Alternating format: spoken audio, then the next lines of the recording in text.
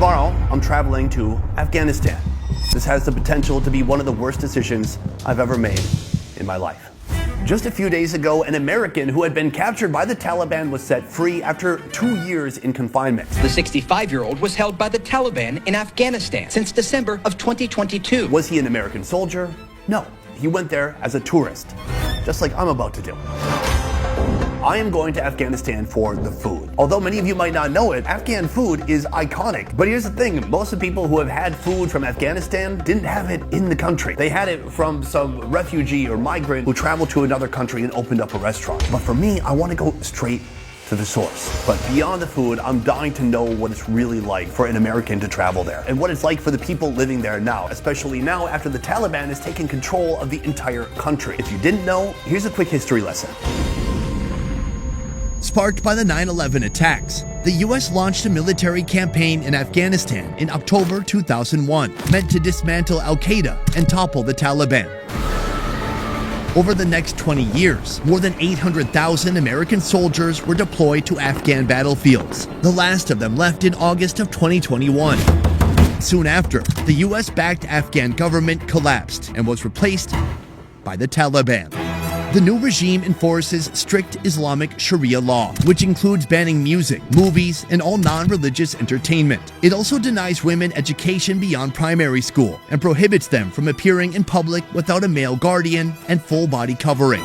Still, Afghanistan promotes tourism, even as governments around the world warn travelers to stay away due to ongoing threats of terrorism and kidnapping. The same fixer I worked with in Iran is working with me now to travel to Afghanistan. He was able to go ahead of time to Afghanistan and procure filming permits. So technically, I have legal documents that say I can film and make videos about food and culture in Afghanistan. But to be fair, I also had permits in Egypt, and they took away all my cameras. So the permit, while good to have, it doesn't guarantee anything. I would say a marker of a successful trip in Afghanistan is they let you leave, and that's what I'm hoping to do by the end.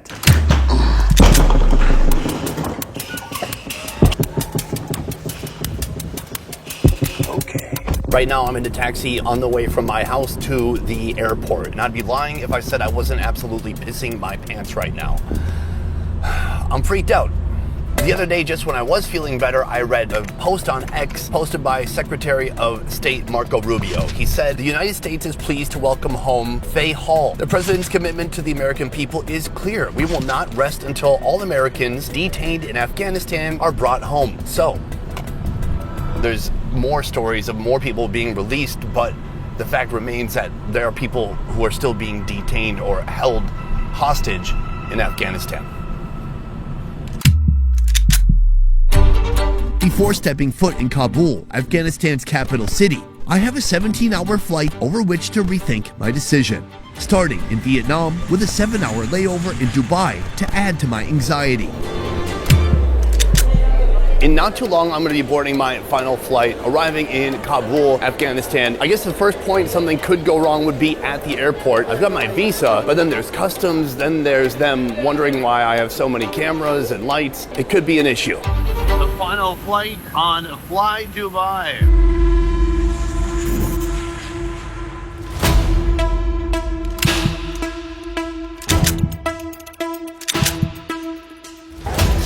All right.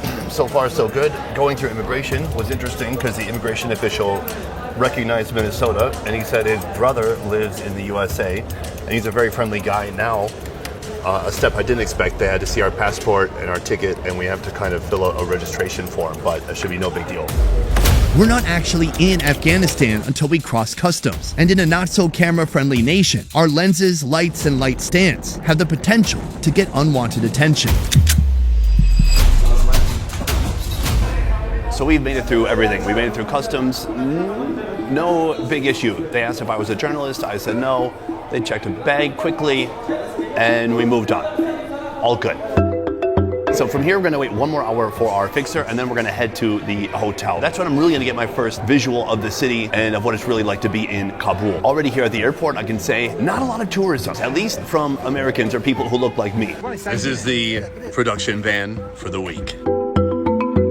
This drive to the hotel is my last chance to mentally prepare for the mission ahead. This is an honest question. There have been different stories of Americans who have been captured here, who have been let go recently. I mean, a lot of them were tourists. Were they just on normal tours? Do you know anything about this? I have no idea, no man.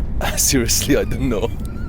I don't read news. This is Amir. He's Iranian, and Iran is right next door to Afghanistan. Aside from my camera guys, the rest of the cast and crew here are Afghan. My only consideration upon landing today was trying to figure out how not to get kidnapped, which seems not to be a topic on anyone else's mind but my own. Under Taliban, to be honest, security is quite good.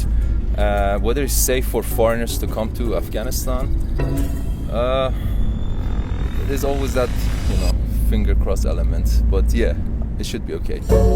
Isn't the kidnapping happening by the Taliban? By Taliban, yeah. So when you say good security under the Taliban, how does that put me at ease? That's a very good question. Yeah, it's a bit late to ask that question, but it's definitely too late. I guess all I can rely on now is my local producers' negotiating skills and the knowledge that everyone in this van would also like to complete this mission equally unscathed. Arriving at our hotel doesn't exactly boost my confidence. All right, they lift the barrier. 4 guys with big guns and multiple huge barriers just to get into the hotel. 5-star, yes? yeah. 5-star. After passing the initial car check, including the under-vehicle bomb inspection, all our bags are scanned by X-ray.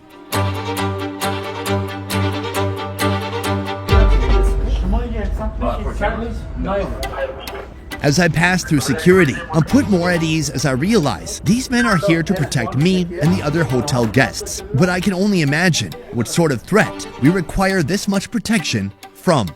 Finally, this is starting to look like a hotel. All right, so I thought it might be interesting for you to see what you get for $60 from a 5-star hotel here in Afghanistan. So, whoosh, king-size bed, TV, desk right here. This is super handy. A prayer rug. Oh, but wait, I'm not sure which direction I should face when I pray. Oh, no problem, right here. This arrow helps you indicate which way Mecca is, so you know which way to face when you pray. Beyond that, it's a pretty standard room, but let me address the elephant in the room. I'm not wearing the bandana right now because I didn't want to draw any attention to myself, and I'm not sure if I'm gonna wear it tomorrow either, and I'm sorry if it feels disconcerting. I know, it's uncomfortable for me too. From here, we're gonna rest up, and then tomorrow, we're gonna get our first taste of the actual city of Kabul.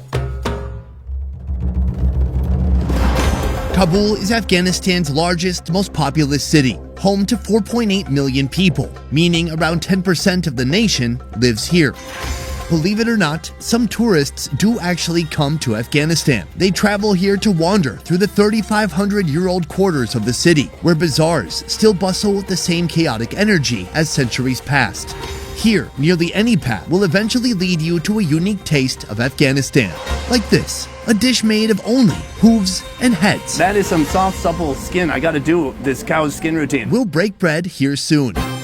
But first, I'm headed somewhere else to break my fast. We're gonna be trying Afghan food for the first time in just a moment. But most importantly today, we're gonna get adjusted to how it's actually gonna work here to film video in Kabul. The problem isn't just with officials who don't want you to shoot, but also with the people themselves. From what I've experienced just in the last day, there are certain people who are open to being shot, maybe for a very short time, but many who want nothing to do with the camera at all. But I do have some good news. Behind me, we have our first location, the location where we're gonna be trying our first Afghan food of this trip, and that food is called chainaki. I'm told chainaki means teapot or tea kettle. Chai might sound familiar, like the word chai tea, which means tea. Here, this man is stuffing all of these different ancient-looking tea kettles with mutton. Wali, salam. Salam alaikum. Salam alaikum. I don't know what he said, but that sounded very polite. Wally is a second-generation owner of this 70-year-old eatery, but this cooking technique goes back centuries. Right here we have a sample tea kettle. He has some different cuts of the sheep, including the dumba, the butt fat meat of the sheep, plus some protein. He stuffs that into the tea kettle. Water and a pinch of salt follow the sheep meat into the teapots. The next step is to put dal inside. Chainaki is food of Afghanistan's nomads, folks who valued portable, practical cooking methods, the type of people who don't don't mind the taste of sheep fat tainting their morning tea. We're moving on to our next ingredient right here. This is a combination of tomato and onion. Even after centuries of cookware innovation, a humble clay teapot remains the best choice for chainaki. Its snug lid traps steam, while its thick walls retain heat, allowing the dish to slow cook for hours at the perfect temperature. You will actually see there is a wood oven underneath with a fire inside, providing all the heat to these tea kettles right here. Over the next couple of hours, Wally will be busy tilting, tapping, and timing each teapot, all to ensure each one produces the perfect result. But that is just our protein. In Afghanistan, a meal is not a meal without Afghan bread. Right now we're in the Afghan bread making factory, making one of the most popular types of bread they have in this country, and this stuff is delicious. In the back of this room, there's literally a bathtub full of dough. Sometimes I'll use a bathtub as a funny form of measurement, like could I have 3 bathtubs full of gravy, please? There's an actual bathtub. The gentleman in the back, he pulls out big globs of dough. He weighs them, and then he forms them into nice, smooth dough balls. Right here, this is where the texture happens. This gentleman right here is flattening the bread, and then on this side, he's kind of perforating the bread, so it'll be easier to tear apart later. Now this guy is doubling up. He's got 2 big slabs of already perforated dough, so his job is just to put moisture on the pillow and put that dough into the oven. You're so quick, you hit the camera. Well done. Handshake? The fist bump, it never got to Afghanistan, unfortunately. This oven's about 12 or 13 feet deep. It is freaking huge. It is like a big sphere. The fire heats up all the clay on the surface of the tannoor. After 4 or 5 minutes, the bread is finished. And then comes this guy. His job is just to take out the already finished bread. Ooh. Okay, I thought it was his job. I guess this guy's doing double duty. Ooh. Oh my God. All right, so right here we have some fresh bread. Beautiful, golden, brown, flaky. This looks incredible. And it smells even better. Those perforated edges makes it easy to tear, and it stops all the bread from bubbling up into one big bread bubble. Nobody wants that. This is literally what it means to break bread. Let me try to feed this guy. I think that's normal here. Either I get slapped or he takes a nice big bite. Here, do you want some bread? There we go. It's a country where men aren't afraid to be men. They're very comfortable with each other. Amazing. When it's fresh out of the oven, it's light, it's crackery, airy, and just full of fresh bread flavor. As good as this is alone, we are going to actually be pairing it with that chainaki, which is almost done now. About 3 hours have passed since this started cooking. Now it's time to unveil the final product. Wally, take it away. He peels back this blanket that I guess was helping to hold in the steam and the heat. Boom. There it is. Still absolutely boiling and bubbling away. You can see the meat is really cooked. It's kind of shrunk down. That dumba that's inside has turned the broth into an oily tomato fusion. From here, there's nothing left to do but head to the table and eat. All right, folks, this is our first meal in Afghanistan, and I cannot wait. First of all, it is a tea kettle. I am curious if we're able to pour some broth out. Absolutely not. I think the tea kettle may be clogged. Oh, do you want to take over? All right, he's gonna help me shake it out all the way. Thank you. The food here has undergone quite a transformation. The tomato and the onion have combined with that dumba fat to make a thick, fatty sauce. Here's the thing, no silverware. This is gonna be our eating utensil right here. I wanna start with this sauce that's been made by boiling all those ingredients together. Oh man, that's perfect. People always talk about including acid if you're eating something heavy. So of course we have this rich meat and this rich fat, and he's cut it with tomato sauce. So it's not overwhelming, it's not overly fatty. And the smell of dumba is ever present. Dumba is a type of sheep, but it's also a part of that sheep. And they're using the dumba, that butt fat, inside of this dish. It's like very lamby, sheepy, but in a good way. That's just the sauce though. If you look deeper, we've got big chunks of meat. After hours of braising, that meat should have become soft and tender. This is why I came to Afghanistan. That meat, it's super soft, tender, and fatty. The dal adds a little bit of body to it, and it helps thicken everything up. Right here we have some bone. I'm gonna peel that meat off the bone. Amazing. I know why this shop has been here for 70 years. They're doing something that makes customers very happy. It's very satisfying. This is a food that you have to risk being kidnapped in order to try. This is worth at least 3 months of captivity. 2 years? I don't know. Let's see what else we can find here. Just outside the Chinaki shop, I stumble into Mandawi, Kabul's busiest open-air market. Here, I plan to search out ingredients that'll come together as this video's final meal. Boom, right there, the cow head. But as I merge into the crowd, things take a turn when a man equipped with a rifle grabs my arm. They're asking for our permit. Let's talk about filming in Afghanistan. As I said earlier, we have permission to be here. Our permit is really focused around food and culture, but there were two things they told us to kind of stay away from. And those two things are military and women. The military stuff makes sense. They don't want us filming any military equipment, any officers, any officials. Women, it's another sensitive thing. Coming here, I thought I would see 0 women. Instead, I've seen some. But in general, the best move is to not film them, to not focus the camera on them, and just focus on the guys. Are there enough guys to film? Oh, there's plenty of guys.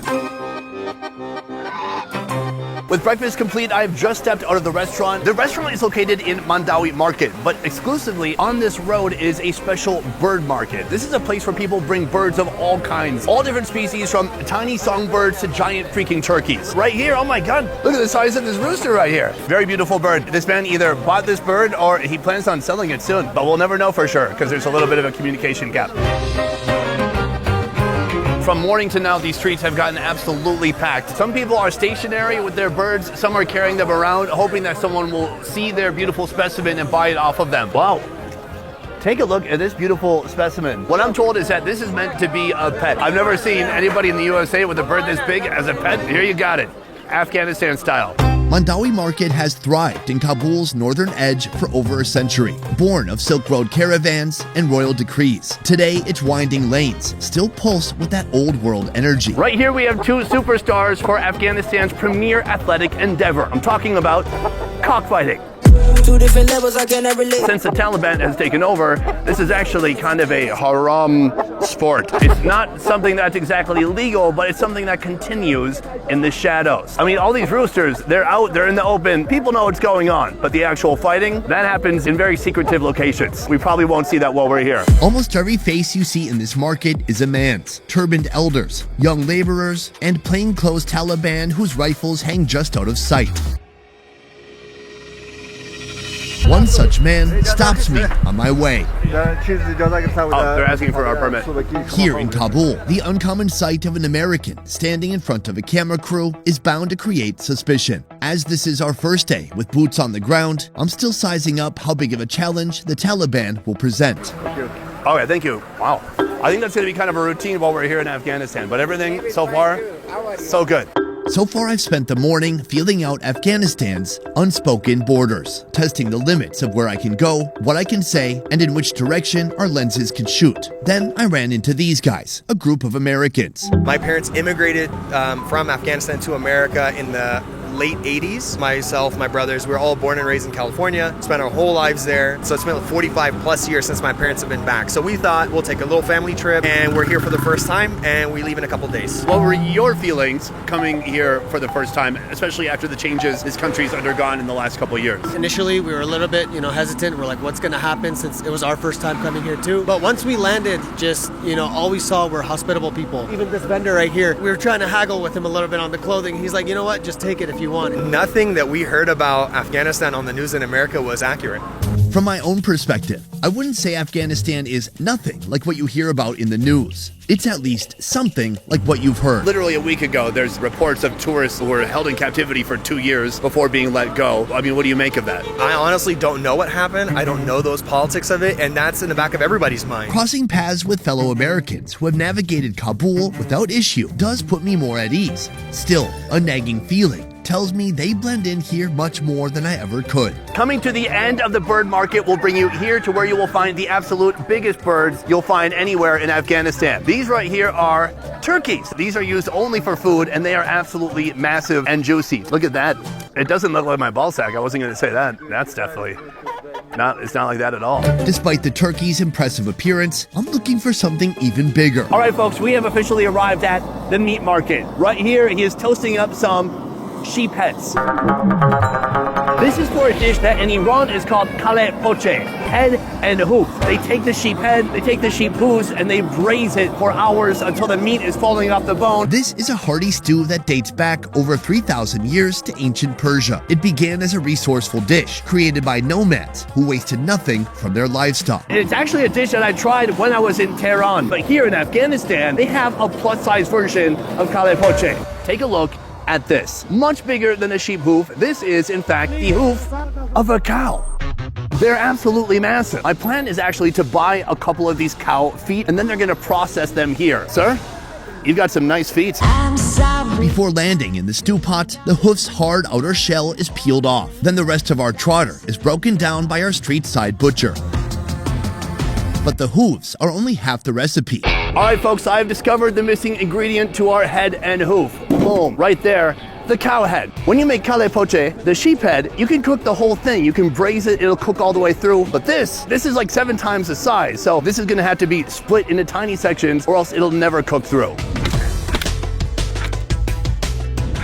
Once they reach the restaurant, the cow's head and trotters are thoroughly washed and dropped into a pot of broth. There, they simmer for 12 hours until all the meat becomes soft. Sir, what's your name? My name is Mohammed Akbar. Mohammed. Yeah. This man is the kale poche master. He is the master of everything above the neck and below the ankle. Anything in between, go somewhere else. Let's talk about the magic of this dish. This is a magical broth that only is created after boiling a ton of sheep and a bunch of cow. And all the fattiness from those animals has leaked into this super rich broth. So that's gonna be the base for this dish. Right here, we have some skin. Actually, this is some of the side of the cow head that you see right here. That is some soft, supple skin. I gotta do this cow's skin routine.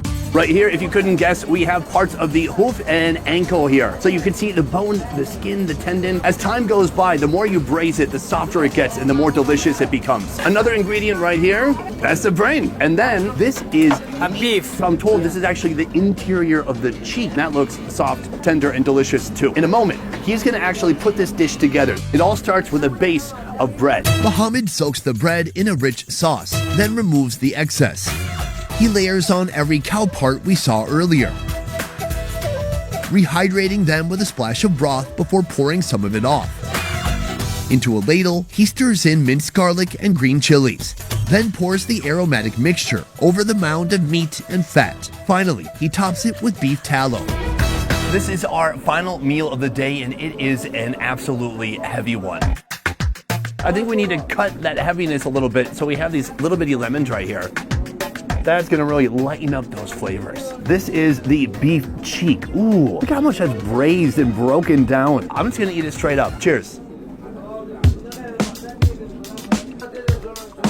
Interesting. First of all, beware of bone shards. Did you see how they prepared the head? They just took an axe to it. I mean, it's not exactly a science. If you're not getting bones, the meat itself is soft, it's tender, it's heavy. Adding the lemon gives it a note of sourness, which is nice, but it's not flavorful like that food that we had earlier, like the chai naki. This is part of the hoof section. There's just so much going on here. I'm not even sure what is what. Is that some kind of layer of skin? Right here, you can see all those little joints, big, heavy, collagen-filled sections of the hoof. Let's try this. That looks kind of like some beef tendon.